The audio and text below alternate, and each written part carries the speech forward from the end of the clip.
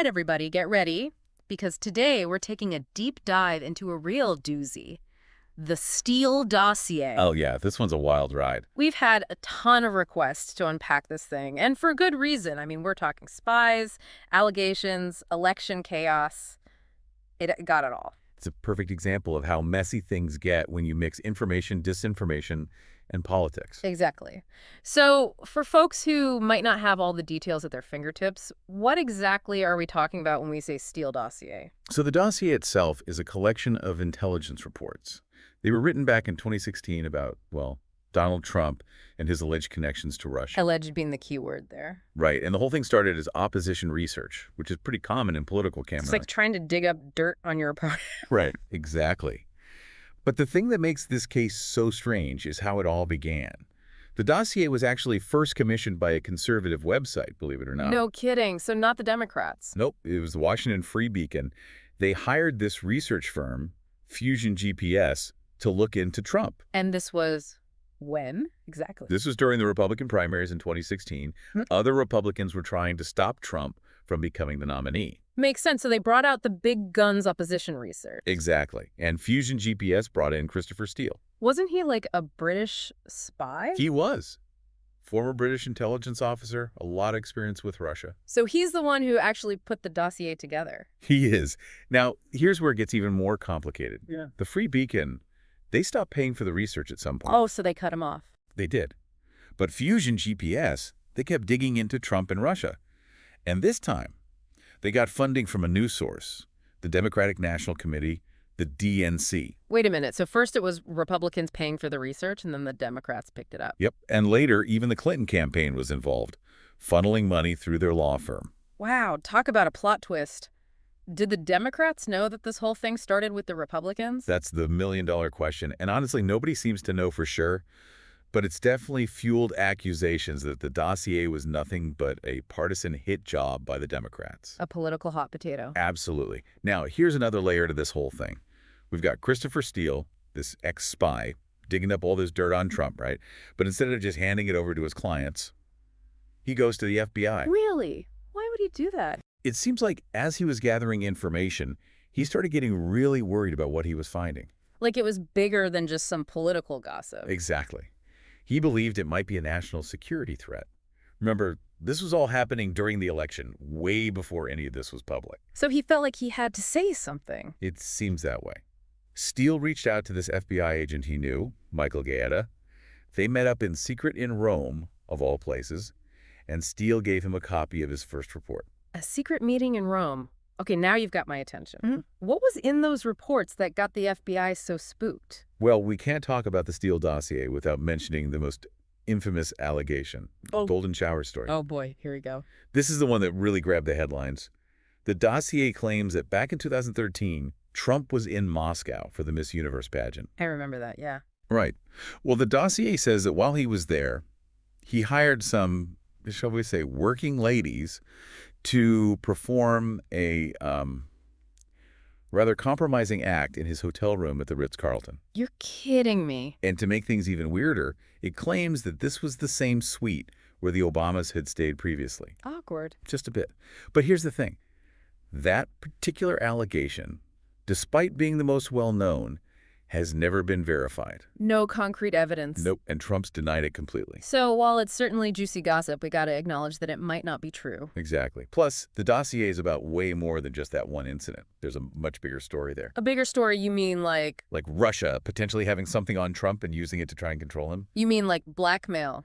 Compromise, as they call it. Exactly. The dossier suggests that Russia had been gathering compromising information on Trump for years, maybe even using it to manipulate him. And that's where the whole golden showers thing would come in. Right. It suggests they might have had something really damaging on him. And it wasn't just about Trump himself. The dossier also claims that there's this, coordinated effort between the Trump campaign and Russia. A well-developed conspiracy of cooperation, I think is how the dossier puts it. Pretty strong words. Yeah, and that's where things get even murkier. Did the Mueller investigation, the one that looked into Russian interference, did they find any evidence of a conspiracy? Good question. Well, the Mueller report didn't actually find enough to say there was a formal conspiracy, but But they did find that the Trump campaign was definitely cooperating with Russia's attempts to meddle in the election. So cooperation, but not necessarily a coordinated plan. That's a pretty fine line. It is. It's like they were willing to benefit from Russia's help, but maybe they weren't calling the shots. Okay. What were some of those instances of cooperation? Give us an example. Well, there's that infamous Trump Tower meeting. Remember that one? Vaguely. Remind me. So this is back in June of 2016. Trump's son, Don Jr., he meets with this Russian lawyer, Natalia Veselnitskaya. This is where they were promised dirt on Hillary Clinton. That's the one.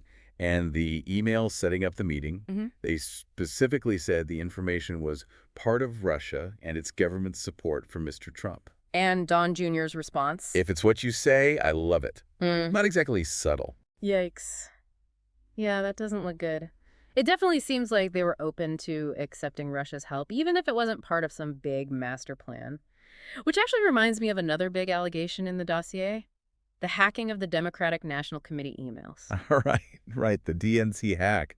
The dossier claims that it was Romanian hackers who were behind it, but that they were ultimately working for Putin. And they got away with it. Well, remember, those emails were leaked by WikiLeaks. Right, at a time that really hurt Clinton's campaign. Exactly, and the dossier actually claims that the Trump campaign knew about the hack beforehand, maybe even that they were in cahoots with them. Whoa, hold on. If that's true, we're not just talking about dodgy meetings. We're talking about possibly criminal activity? It definitely raises some eyebrows. And, we know for a fact that Russian intelligence was behind the DNC hack. That's been confirmed. So what we have here is a mixed bag. Some parts of the dossier were right, like about Russia's interference in the election, but other parts are still up in the air. Exactly. It's this weird mix of truths, unverified claims, and things we may never know for sure. And that makes it really hard to figure out how much weight to give the whole thing. Totally. So what about this Christopher Steele sources? Did anyone ever check them out? They did. In fact, one of Steele's main sources, this guy named Igor Danchenko, he actually got caught up in the whole investigation himself. What happened? Well, a few years later, he was indicted by John Durham. Hold on, John Durham. Refresh my memory. Right, sorry. So after Trump became president, he appoints this special counsel, John Durham. His job was to investigate the investigators, basically. Investigate the investigators, meaning? Meaning, look into whether the FBI did anything wrong when they started investigating Trump and Russia. Gotcha. So one of the people Durham went after was Danchenko. He accused him of lying to the FBI about his sources for the dossier. What happened? Well, it was a whole big trial, and it definitely revealed some inconsistencies in the dossier's information. Like maybe things weren't as clear-cut as Steele made them seem? Yeah, maybe some exaggeration or misinterpretations of what people told him. But here's the kicker. Danchenko was acquitted. They couldn't prove he lied on purpose. Wow, so where does that leave us? It means the dossier's credibility is still up for debate. We've got parts that have been proven true, parts that seem shaky, and a whole lot of unanswered questions. It's a mess, basically. A fascinating mess, but a mess nonetheless. This whole thing has more twists and turns than a pretzel factory. And it gets even wilder when you consider how both sides of the political aisle have used the dossier to push their own agendas. Oh, we've got to get into that. We'll definitely dive into the political weaponization of the Steele dossier and its lasting impact next. So we've talked about the dossier itself, the investigations, the key players. But what about the bigger picture here? What's the lasting impact of this whole Steele dossier saga? Well, I think it really exposed just how vulnerable our political system is to, manipulation. Manipulation from all sides, really. I mean, think about it. This document, whether it's entirely accurate or not, it's been used as a political weapon by both Democrats and Republicans. Oh, absolutely. It's been fuel for the fire for both sides. Right. The Republicans point to the unverified parts, like the golden showers claim, and say, see, it's all fake news, a witch hunt. And then the Democrats focus on the parts that have been corroborated, like the Russian interference, and say, see, Trump was in cahoots with the Russians. It's become the symbol of just how divided we are. Exactly. And it's easy to lose sight of the bigger picture when you're so focused on scoring political points. It's like that saying, when elephants fight, it's the grass that suffers. That's a good way to put it.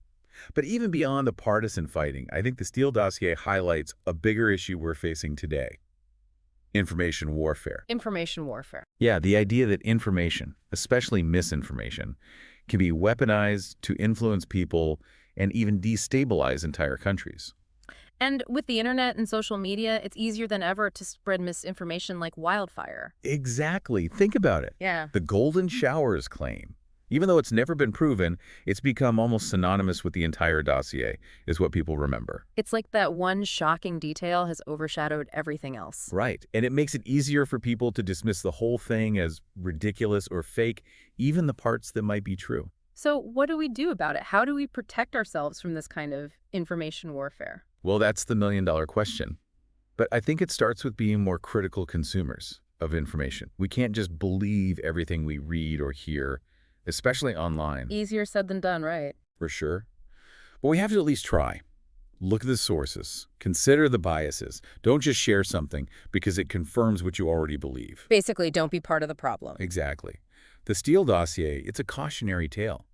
It shows how quickly things can spiral out of control when we let misinformation and distrust run rampant. Well said. And on that note, I think it's time to wrap up this deep dive. Any final thoughts for our listeners before we go? Just this. Stay curious, stay informed, and most importantly, stay critical. Couldn't have said it better myself. Thanks for joining us for this wild ride through the world of the Steele Dossier. We'll catch you next time for another deep dive.